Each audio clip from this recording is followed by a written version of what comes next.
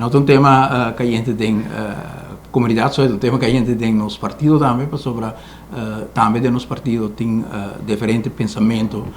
arriba o tema aqui. Tem gente que conviccionam hopi pisar, conviccionam firme que nós temos que ir em direção de liberalização para mirar o aspecto de matrimônio de sentido mais amplo e tem gente que conviccionam que pisar que não tem pensamento que matrimônio está entre homem e mulher e essa é a qual a realidade tem partido AVP também que tem diferente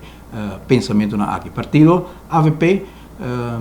já acaba tempo que nós mira que o debate aqui havia tema hopi discutir dentro do povo que hopi pensamento não hopi profundo nós discutir internamente e nós tomamos posição que nós laguei na pensamento na consciência na convicção de cada pessoa para juzgar or a lei vem para diante ou ora na hora do pontra que com um pensamento tá ribagele partido não tem uma disciplina certamente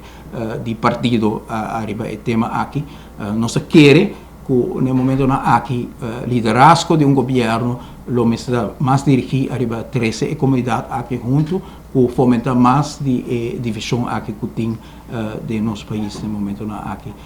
nos criador da WAC arriba nosso país e é senti que o sentimento para nos próximos no momento na aqui não está ganhando atenção que merece nos mira a pobreza crescente de nosso país o dolor que tem de nossa comunidade nos sente que não está convivendo com nossa comunidade arriba a necessidade mais grande e arriba de cria também tipo de divisão aqui mientras que governo está chamando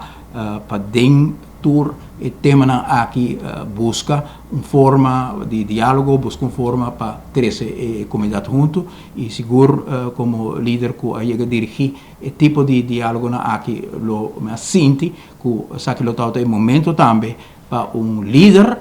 dirigente de país chama com diferentes pensamentos junto mira com nos por cinta para junto nos chega na pensamento mais comum possível onde está possível